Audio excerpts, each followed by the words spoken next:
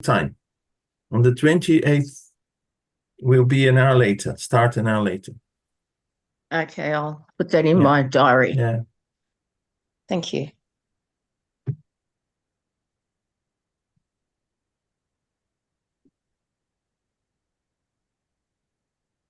Nothing will change for people in the UK, but for us abroad, no. Is UK changing the time again? Yes, going back to the GMT. Normal time.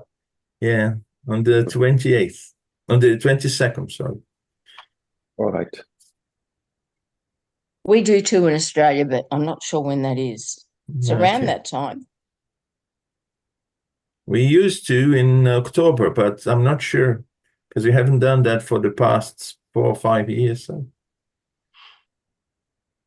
We've extended it in Australia, which is people don't like. Munir, I think this is only end of October, not now. I guess it's. In my calendar, the end of British summertime is on the 27th of October. Oh. So we still have 2 months. Oh, there you go. So let's wait for confirmation. Yeah, I thought it was a bit too early here.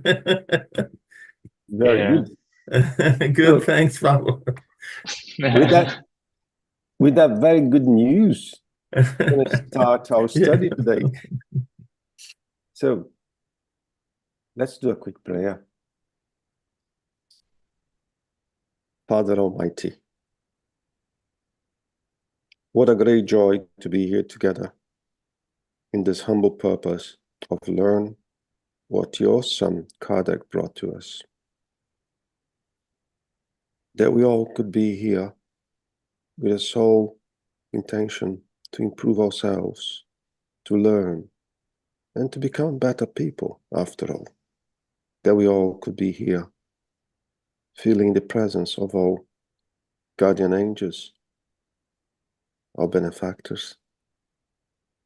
Be with us today and always. So be it. Amen.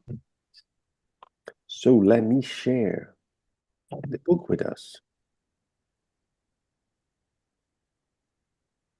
Share.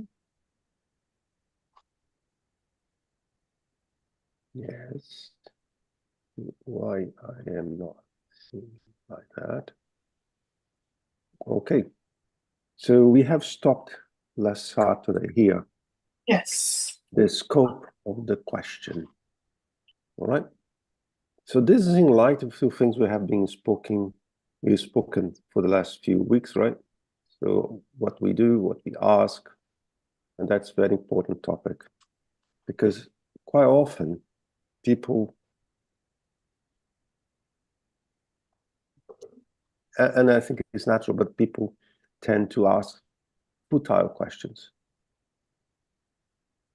The scope of the question requires even more serious attention because often the nature of the questioning is what elicits a correct or erroneous response. Let me just use that here also to say something that we believe that benefactors, the spiritual friends that are surrounding us, they are way more elevated than us. They are able to respond to any type of question, but that is not the case. They have a better visibility than we do, but they don't know everything. It's likewise one person is a physician and you ask him a mechanic question, he may not be able to answer. Likewise, if you ask the mechanic to answer something about philosophy, he may not be able to answer either. You know, and in that case, they will tell us, well, this is not really my thing, but I can look into it. I can ask someone else to come and to respond to that question. You know, it all depends of the nature and the intention of the question. There are certain questions that spirit cannot or should not answer for reasons unknown to us, and it would therefore be futile to insist. Well, I can tell you, yes, it's futile to insist, because they will tell you exactly the same over and over and over. And sometimes I did ask questions, and the answers were, we do not have the approval to answer this question. It's too early to answer this question. You don't have means to understand the response we may give you to this question.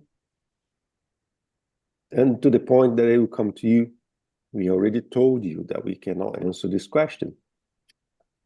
Well, very politely, very friendly, but they can be very assertive as well. We have to remember that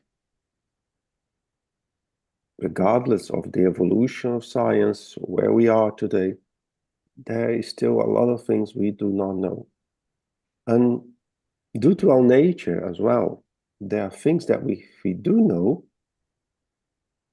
we may not use it properly.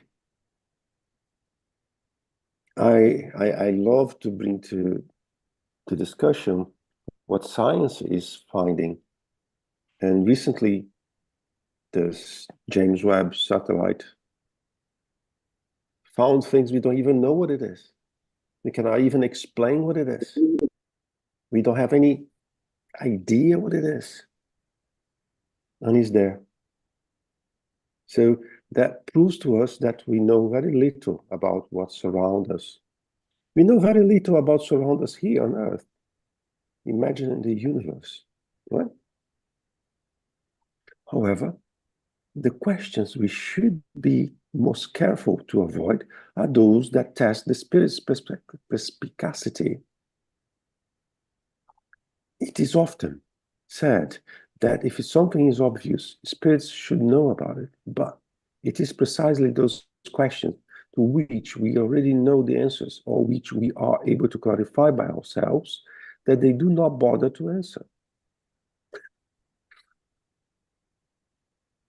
Well, I'm a very curious person. It's in my nature to make questions, and for a clear objective, of course. But I heard many times, we encourage you to read the Spirit's book again. So basically they told me, yeah, you need to study more. Read the Spirit's book again. Read another book again. Because there is something. Give an answer or teach the person where to find the answer, right? So sometimes it's better to teach the person where to find the answer.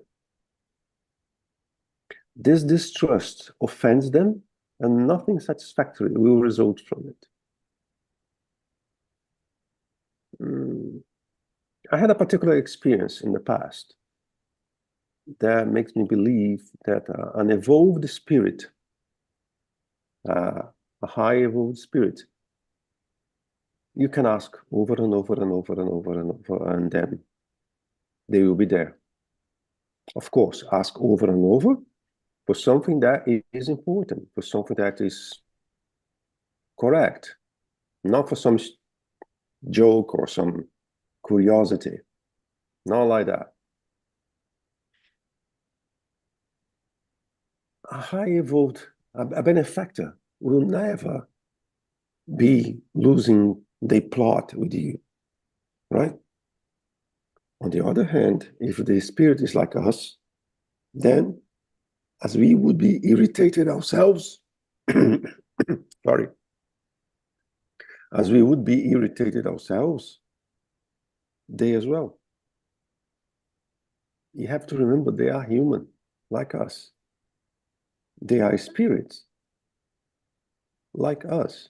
So the reactions we could have, they also could have. Don't we often see examples of the same thing amongst ourselves? Do very knowledgeable individuals who are aware of their own worth like to respond to foolish questions aimed at testing them as if they were school children. The desire to make some person an adherent is no reason for spirits to have to satisfy idle curiosity. They know that sooner or later the person will be convinced. And the way this is done is not always the way we might suppose. Consider a serious man who is occupied with worthwhile and serious matters, constantly being bothered by a child's puerile question, and you will be able to see what highly evolved spirits think about the foolishness asked of them. If, of course, does not mean that we cannot obtain worthwhile instructions and especially excellent advice from the spirits, but that they respond better or worse according to their knowledge, their interest in us, the affection they feel towards us, and finally, our purpose for inquiring of them, and the usefulness with which they regard the subject.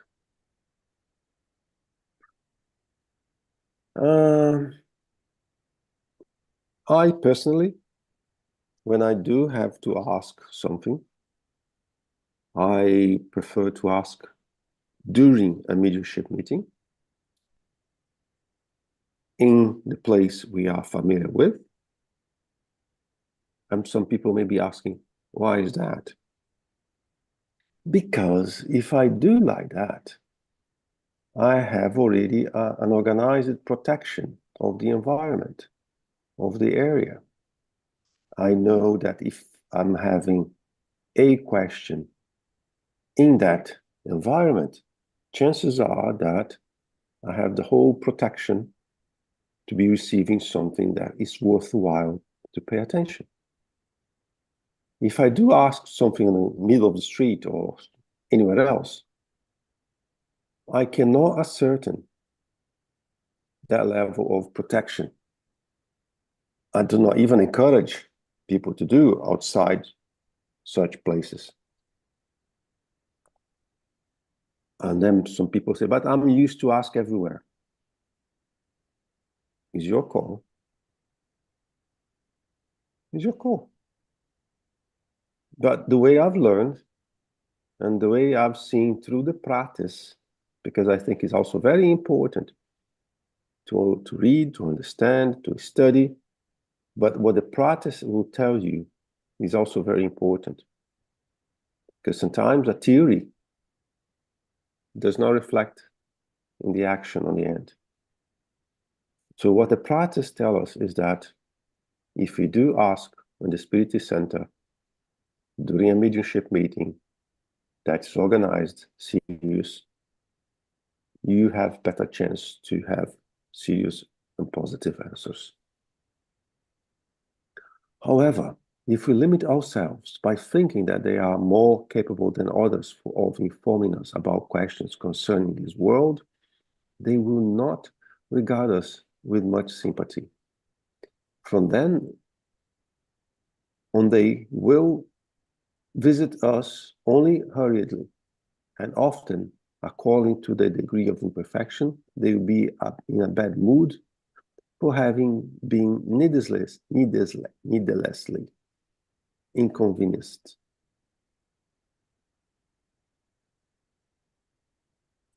Okay, let's think a little bit about that. And spirits are not available for us. No, it's not what you want. I can call the spirit X anytime. No. But a lot of people believe the spirits are there, just waiting to be called, just waiting to be bothered, as he said here. No, it's not like that. They have their activities, they have their life. Even if I evocate one spirit, doesn't mean that he will come. It's like yourselves. If you are working and somebody calls you, and in our reality will be by phone, right? Calls you, come here right now. Will you stop everything you're doing to go to that person who's calling you? If what you're doing is not that important, maybe. If you are working, you say, sorry, not now. And that's the same when we deal with the spiritual world. But there's a lot of people that think the spirits are there. For example, those people that are Bonadicha, or they have their business around mediumship, like they may have one spirit available 24/7 around them, but it's not the level of spirits they think they have. Because those that will be there available 24/7 to answer any kind of questions, be careful, because they may not be that serious.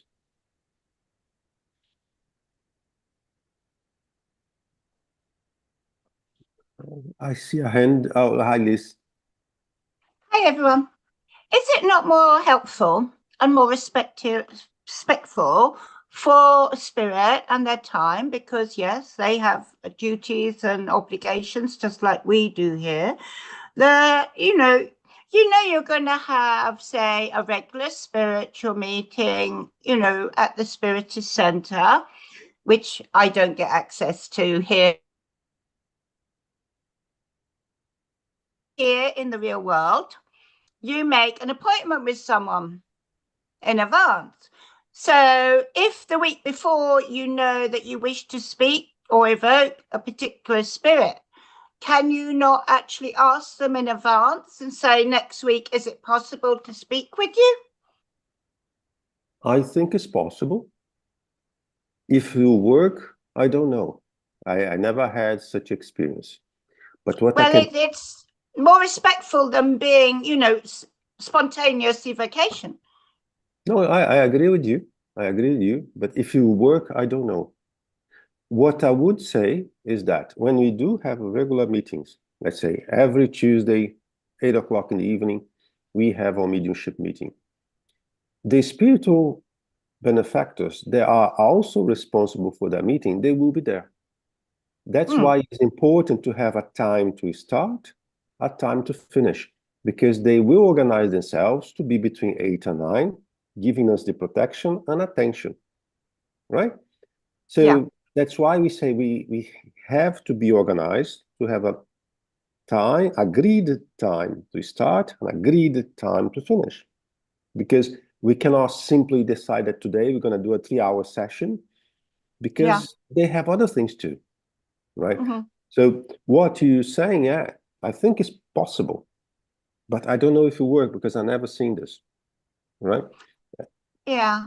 It's like in this case with this book and with the other books, when Allan Kardec was doing, his research, they, were evoking particular spirits, or in, say, like heaven and hell, particular spirits wanted to come in and contribute and, help answer all these research questions. Did they just turn up, or were they evoked, and were they evoked in advance? I think that using Kardec as example is one-off, because Kardec had a massive task to do, and his entourage, the spirits that were working with him, they were at a different level than us. So in his case, I believe that everything has been previously organized by the spiritual world, even before he knows it, right? Either through evocation, either through spontaneously calls.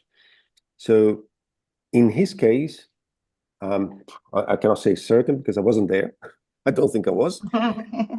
But I think everything was being very meticulously organized. In our case, if we decide to do something like that, is a different thing. Because what can guarantee the positiveness of this trial or this example, for example, is our moral elevation, the objectives of what we want to do, and the spirits that will be following us to do that.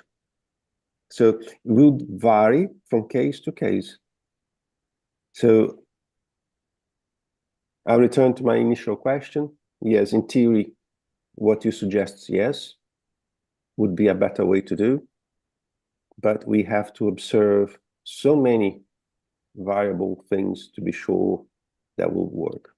Because this method will be positive if we do something serious.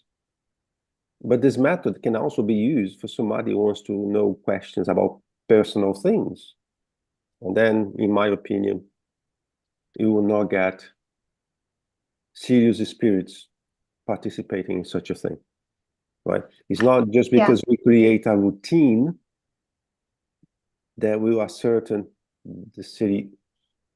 the quality of the results, right? Yeah. Thank you. I have a second question, and that is regarding, what we're allowed to know.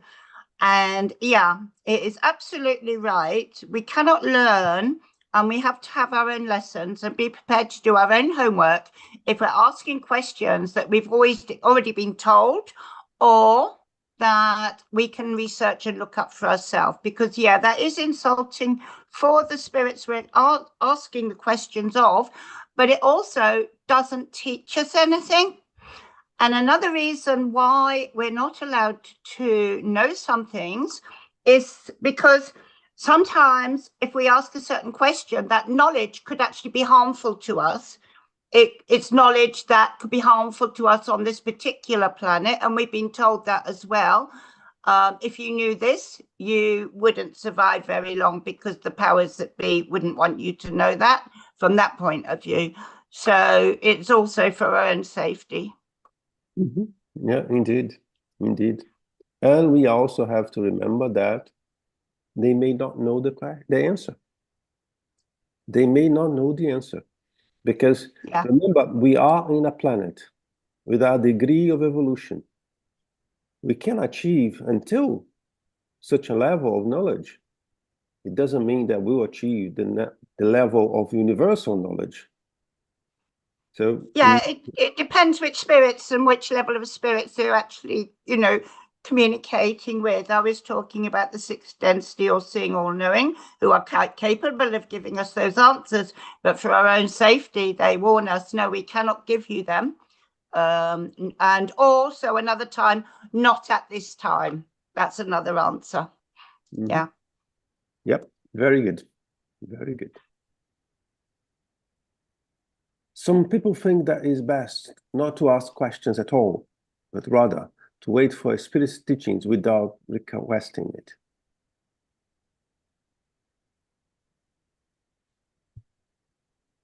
If you want to ask questions, you need to be prepared for it.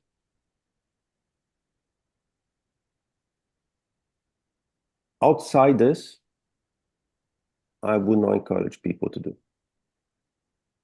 If we are prepared, means that we have to study a lot. We have to improve ourselves. We have to create methods. We have to create routines to ascertain the quality of the questions and the possible quality of the responses. Just ask questions because you're asking questions.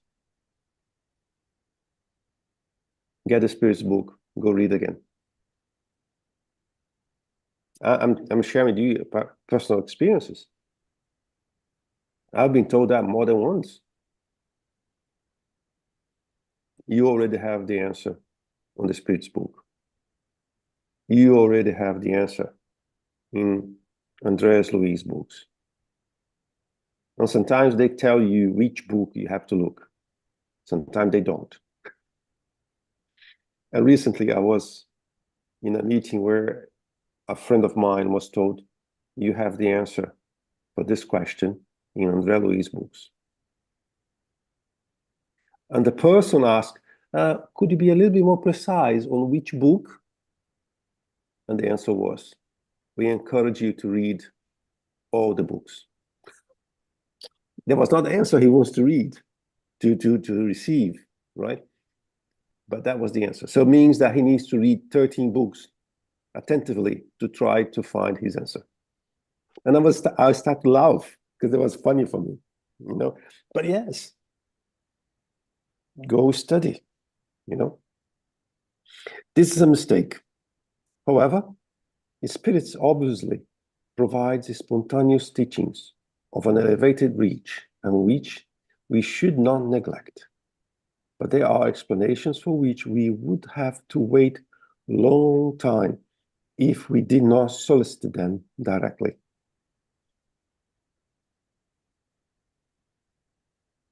Again, to receive spontaneous teachings, I need to be in an organized environment, be part of an organized group, organized meetings. You will not get a spirit on the middle of the street. Hold on, I need to teach you something, blah, blah, blah, blah, blah. That's not going to happen like that. They will give you, they will transfer the knowledge to us if they see a positive outcome of it. If we are walking on the streets and one spirit comes, blah, blah, blah, blah, blah, what will be the outcome? Before we reach our destination, half of what he said was lost already. Because we are in transit, because we are in a public transportation, however, we lost 50% of it already. Is that serious? Does it seem to be organized for you? No. But if you are a person that participates constantly in a routine of a study, of a charity work like we do with the mediumship meetings, then there's a different thing. Okay? Without the questions we proposed, neither the Spirit's book nor the present work would have been written, or would at least have been much less complete. But again, look at the nature of who were driving this exercise and the kind of support that were received to this exercise is different, right? Many very important problems would still not be resolved. Yes, but that was the nature of the work that has been conducted. All right? Far from being inappropriate, questions are highly important for our learning when we formulate them within proper limits.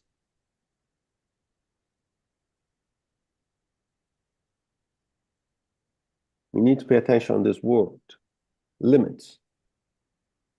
We need to understand our limits. We need to understand the limits of the context of what we are trying to do and the consequences of what we want to do. Remember that everything we do has a consequence. We can go on the internet, we can buy maybe 1,000 spirits book today online. Are all the books serious books? No. Let's assume that I will buy exactly that book that has questions and answers, and those answers will be misleading people's intentions, outcomes, understandings, and in the end, actions. Which is the responsibility of the person who wrote the book, the person that is distributing the book, the person that is buying the book? We need to be aware that we are responsible for everything we do. Before we share something, We need to be very sure about what we do, what we say. How can I be sure about the information I was given and the information I was passing to someone? Guilherme, yes? Sorry to interrupt you. I think it's important to highlight as well that I think nowadays, especially social media, people tend to share a lot of stuff. I think without realizing how widespread that can go. And I think any information is information. And I think like it's quite important to make sure that you know your source before forwarded to everyone. No? Yes. Yeah, you mentioned a very good point. Very, very good point, Denise. In the past, and I was living through those different eras, if you like. In the past, we were very concerned about the level of information we would give face-to-face in the Spiritist Center. There was no social media, there was no mobile phones, such a thing. We were responsible for what we saying face-to-face to someone. At that time, we had endless discussions about what to say in a presentation, what to say face-to-face in a conversation, because imagine that one person that had suicidal thoughts coming to you, Spiritist Center, and you say something stupid to the person. I'm saying that because I saw that in the past, right? We had a medium that was very eager to be on the spotlight, and he used to come to you. Oh, I see a spirit around you. Oh, you have a very dark spirit surrounding you since you came here. And one day we had to go to him and say, oh, stop that right now. Stop right now. You have no crystal ball to know what's going to happen to this person because you said that. Let's assume this person that came through the door, with or without a dark spirit around, doesn't matter. This person had lots of suicidal thoughts. He went to the Spirit Center asking for help. And this spotlight medium said that he or she had a dark spirit around. That was the very last thing the person was expecting to hear. And that was the very last thing that gave him the courage to attempt against his life. So on the end of that conversation, of that presentation in the Spirit Center, he drove his car until the nearby river. He went to the bridge and he jumped. That was it. Where lies the medium responsibility? Where lies the medium responsibility? Because he will be directly responsible for that. And nowadays with the internet, we multiply by 1,000 times that risk. And today there's a lot of things you see people advocating is Spiritism, and is not. I even believe the intentions of the people doing such a thing. It's not because they are evil, but it's because they are lazy not to study what really is Spiritism. They are lazy not to go to an organized and serious institution to learn. And they prefer to go to the internet, 5 minutes thing, now I know the subject, that's it. And then start to advocate what they think. Through this study here, you possibly heard me many times saying what I think. But you also heard many times me here saying, this is not Spiritism. The Spiritism does not advocate this. The Spiritism says X. Because what I think is one thing. What the Spiritism advocates is another thing. you know. And as a human beings, we always like to turn something into what we want, what we wish. For example, the minority of spiritists, they were born in a spiritist environment. The great majority, they migrated from the Catholicism, from the Christians, from you name it.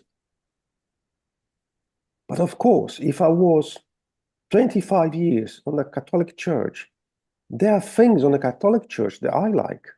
Otherwise, I wouldn't be there for 25 years. And when I migrate to the Spiritism, this philosophy, I want to bring the 10% that I like on the Catholicism to merge into the Spiritism.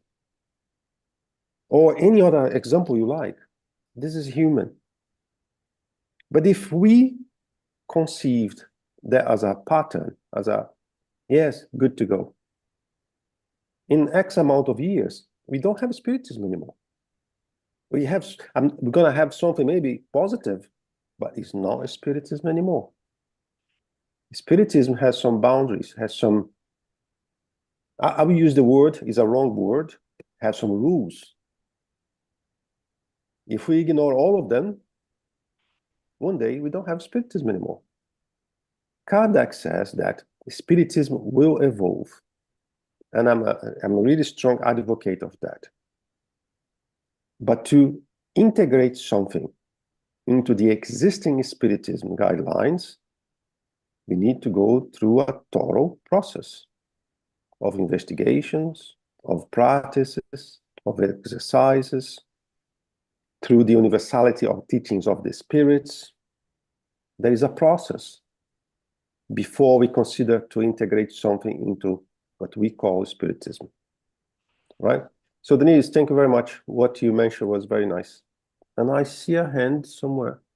Yeah. Hi, Liz. Hi there. Just going back to that very, very careless and selfish medium who, made those very bad comments, saying that they saw, dark spirits around the guy. Well, the guy was at a spiritist meeting, wasn't he?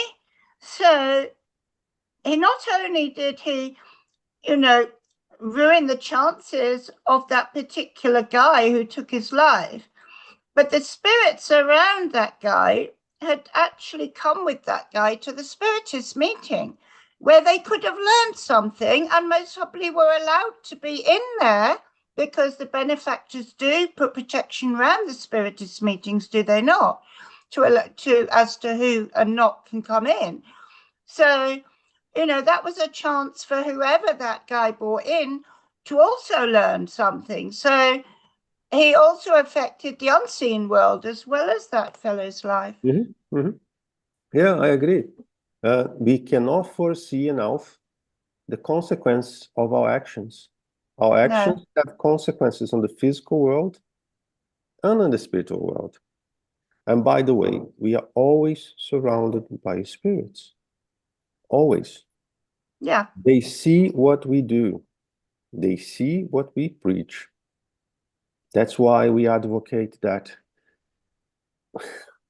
we need to be careful with examples we give. Because sometimes we are not saying anything, but through our actions, we have a cloud of spirits observing us. And another thing, I may well give you only good words here. And some people here think that I'm a perfect person because of things I say during this study. As soon as I switch off the Zoom, I'll start to swear. I'll start to do something wrong. I'm going on the street. I will fight with people. I start to rob someone. They can see us. And quite often on the mediumship meetings, they come. Oh, you're saying that here in the meeting, but we know you don't do yourself because we follow you. How many times I've seen this in mediumship meetings? I don't believe in what you say because you don't do it. We are surrounded by spirits 24/7. And if we want to be spiritists, we need to agree with ourselves that we need to improve our moral. Because only through this, we will improve the quality, if I may use this word, of the spirits that are surrounding us. That's the only way. And how can I improve my moral?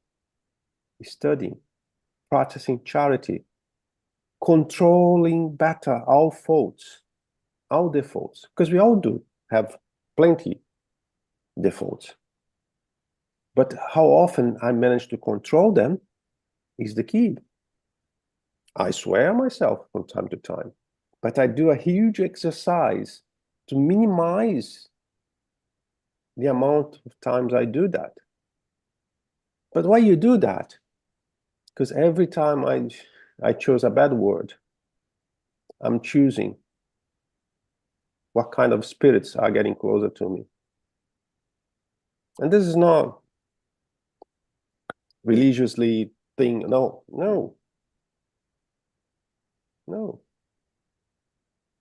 Likewise, every time I decide to drink alcohol, depending on my frequency, depending where I'm doing it, depending why I'm doing it, I open a bottle of beer or whatever. I'm choosing to invite certain type of spirits to be around me. You don't need to believe me. Check with a clairvoyant medium. He'll be able to tell you what he sees. And despite that, we have hundreds of examples written on the Spiritist book telling you about that. So we can control, to a certain degree, of course, the environment we are. We can control the environment we are physically, because I can choose to go to a brothel or I can choose to go to a church. It's my choice. I will go with my 2 legs. And I can choose the environment I want to be spiritually through my actions, through my examples, through my behavior. Hi, Munir. Hi, Guilherme. Good morning, everyone. Guilherme, I think it's very important for us as spiritists learning to be a bit better every day is actually to be honest with ourselves. There's no reason to pretend to be someone we are not, because first, as you said, the spirits know exactly who we are. Mm-hmm. And it's not good for ourselves to pretend that we are someone we build, I wish I was, like this, and we believe we are like that, and we are not. We know, but at the back of our head, we know we are not like that, but we keep on pretending. And the thing is to be honest with us, to face our difficulties, to face our imperfections, but it's to work hard to be better. That's what it's been said so many times by the Spirit. A good spirit is not the one who is perfect, who is a pure spirit, but the one who works hard to be better every day. And this is what is expected from us. We see people in religious positions in the past pretending to be the representative of God on earth, but behind the scenes, they were doing the most atrocious things in the name of God, pretending to be someone they were not. Mm-hmm. Mm-hmm. Indeed. And Munir, nobody's saying it will be easier, right? No. Nobody's saying it will be easy. It's a hard work to become better people. It's very hard. Because we all have exactly the same defaults. We all have the same. I can control better one, Munir can control better another one, Jackie can control better another one, but we all have the same potential to do something wrong. We all. The difference is how much effort we put into it not to do. And as I said, we are humans, right?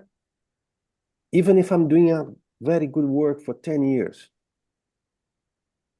today I screw up and I did again. something that I haven't done for 10 years. That's all right. Do you recognize you have done that again? That's the first thing. Yes, I recognize that I shouldn't have done this again. Good. Will you destroy every effort you did for the last 10 years? Definitely not.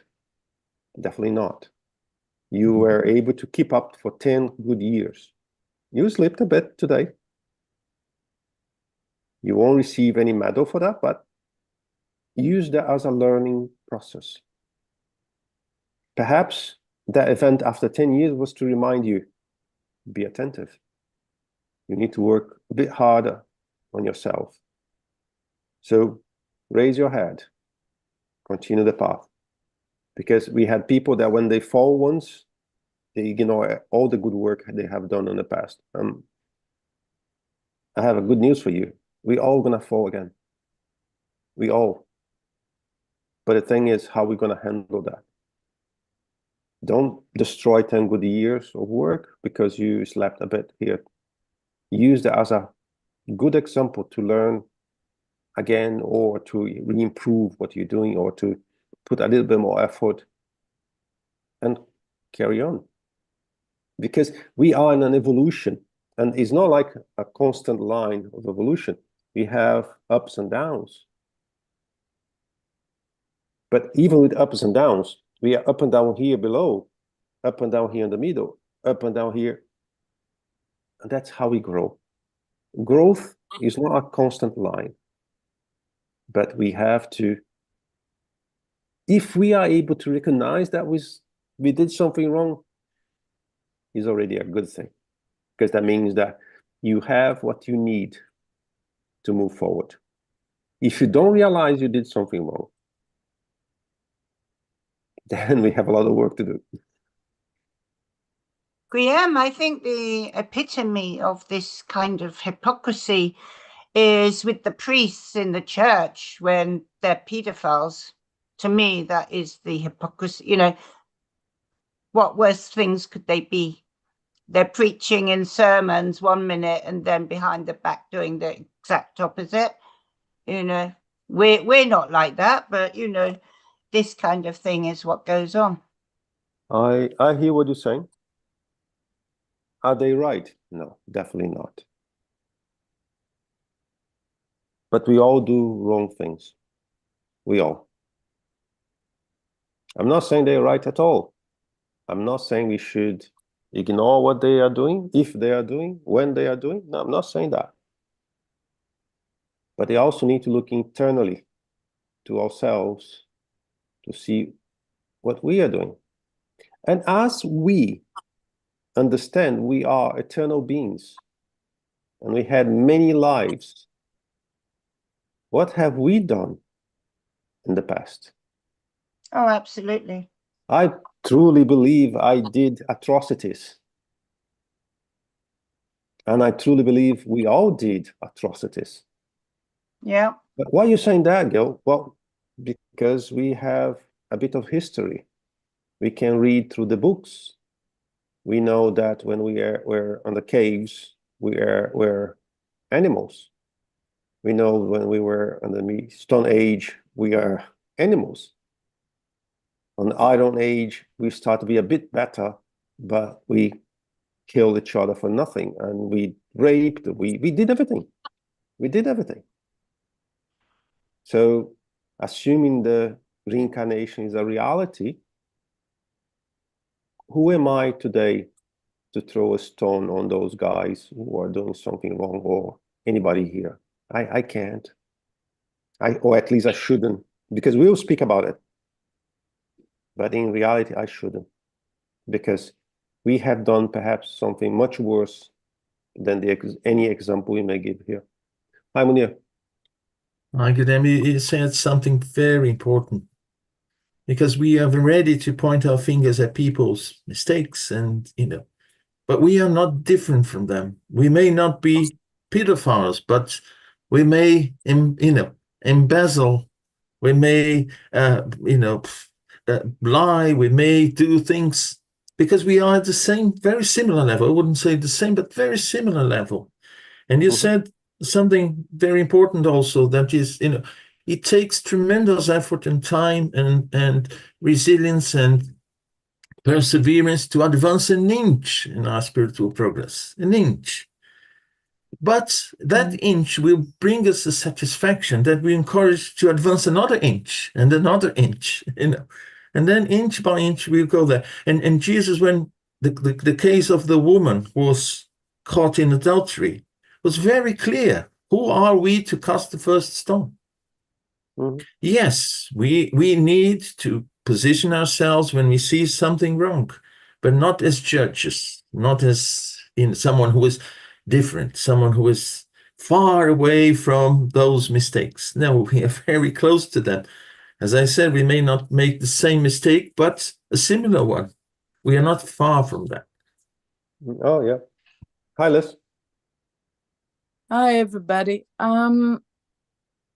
To comment on what you said, Guilherme, about yes, we are going to make a mistake again, and we are, and what you said as well is not to be discouraged and then just carry on trying to carry on this path of doing good, and this discouragement, and I see sometimes, many times in some people, it can get hold of you. And maybe this is exactly what some of our old companions of old days, of bad things that we have done, is expecting of us to do, to deviate the good path that we are trying to carry on walking on. And if we want to have any discipline in anything in our lives, that is a good one, to kind of just look at the things that we have done. Don't overlook all the bad that we have done, in a sense of not to be discouraged, and have that discipline to keep that motivation to carry on in a good path as much as we can. And if we understand, oh, I've done this, but it was wrong, immediately just focus on doing what is right as much as we can. And if we do something wrong, just forgive ourselves. We're all humans at this level that we are, and make sure we shake up that sadness or guilt or whatever and keep going in a good path.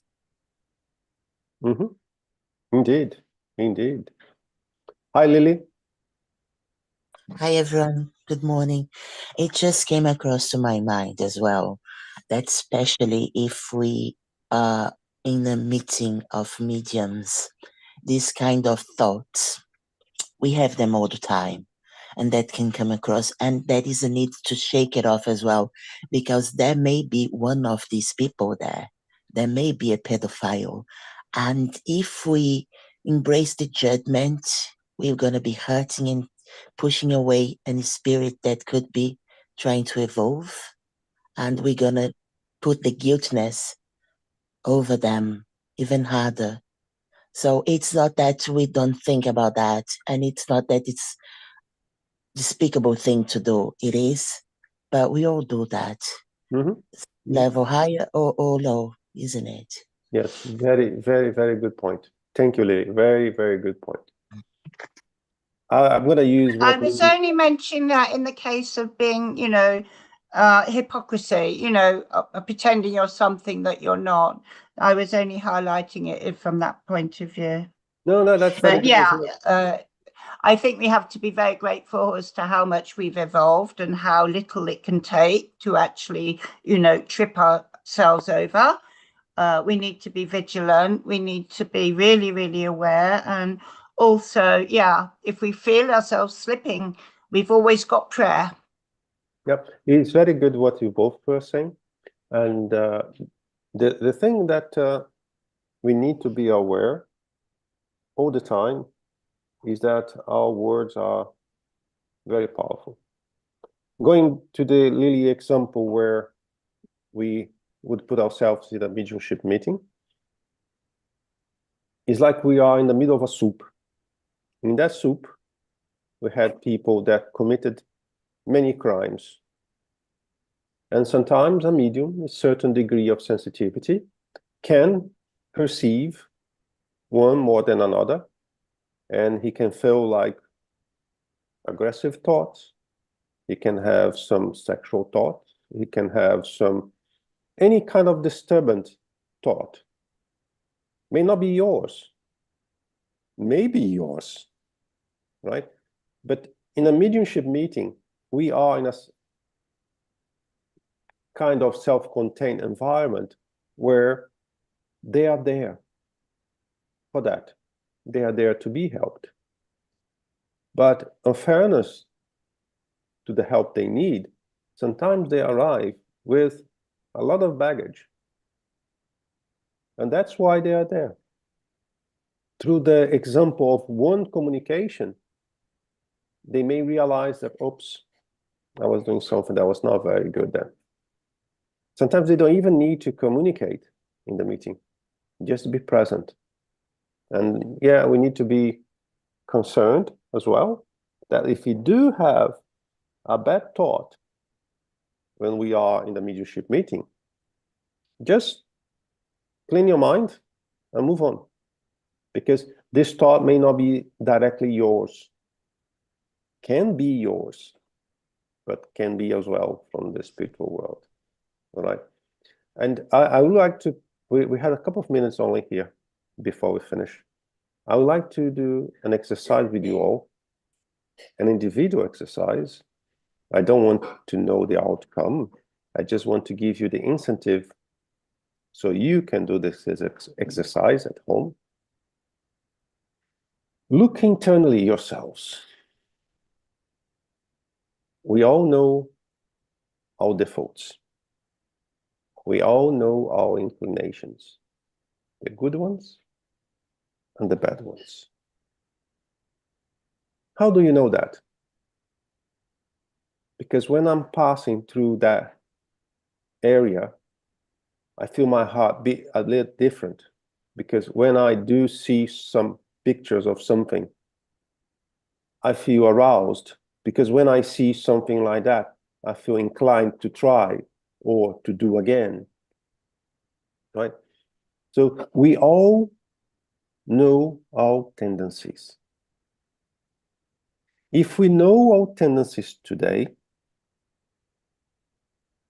could well be something I did this life, I like to do during this course of life, or perhaps something I have done in the previous ones. I'll give an example. We see an argument on the streets. We have a glimpse of thought that I'll get a gun and I finish that quarrel on the street. Have I done that in the past or not? So if we do this kind of exercise, look internally to us, we are able to identify, is that 100%? No. It's not certain 100%, but we are able to identify potential troubles we had in the past. Could be related to money, could be related to sex, could be related to anything you want. Do that as an exercise. Am I too materialistic? Was I too materialistic before? Am I too much into sex today? If I'm too much into sex today, what I have done in the past? Have I done exactly the same as those preachers that we mentioned here as an example? Who knows? But if we do this exercise ourselves, we are able to identify potentially our tendencies. And if we do identify our tendencies, we are having a better chance to fight against them. As I said, we all have those problems internally. Through the multitude of lives we had in the past, we did it all. Don't kid yourself. You did it all wrong before. As a man, as a woman, doesn't matter. You did. So we had that seed that was there one time. So if you do this exercise, we're able to identify what can eclode again, and then we are able to put an additional effort to avoid that coming back again. All right. So it is our time, and I know Rafael will jump in saying, Guilherme, we have now. Rafael, are you there? Yes, you are. Here. Let me stop share here.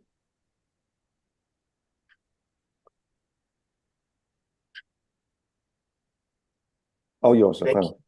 Thank you, Guilherme, and hello, everyone. All right.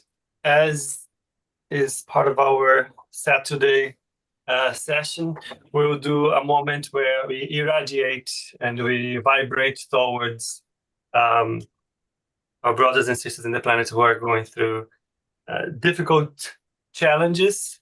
So I will invite all of us to just in this moment close your eyes and all focus together and in the feeling and in the direction of elevating our thoughts and directing an appeal to God, our loving Father, and His infinite goodness, that may He please soften the bitterness of the position of these many brothers and sisters in this planet who are going through tough challenges, many of them dealing with catastrophes from the nature or human, many of them dealing with floods, fires, earthquakes, many of them living in places of conflict and war, many of them living in situations where even if there's no physical distress, there is psychological and spiritual distress coming from the mentality, the thoughts, the words, and the actions of the group. We ask our loving God to soften the bitterness of their position, if this is according to His will. We ask the good spirits to help them. If it's not in the interest of themselves that they are spared this suffering, help them understand that it's necessary for their progress. Give them confidence in God and the future so they make it less bitter. Give them the strength so they don't give themselves up to despair that will make them lose the fruits of the sufferings, make their future even more painful. Conduct our thoughts to them and envelop them in the blessings and the light that comes straight from above, so that they can maintain their courage, so they can go through what they need with the help of their spiritual friends that are available. We also extend this request to the many group of incarnate spirits involved in helping them, rescuing them. May the difficult thoughts and the disturbing images that they face do not implant themselves in their minds, undermining the beautiful, charitable impulse that takes them in the right direction, exemplifying His beautiful work, a mirror of Christ. We are so grateful for this moment where we can share these blessings with them, my Lord. In your name I say thank you, and I ask permission to conclude this study in this moment of irradiation. So be it. So be it. So be it. Okay. All right. Thank you, everyone. Okay. Thank Have you a great for weekend, having everyone. us.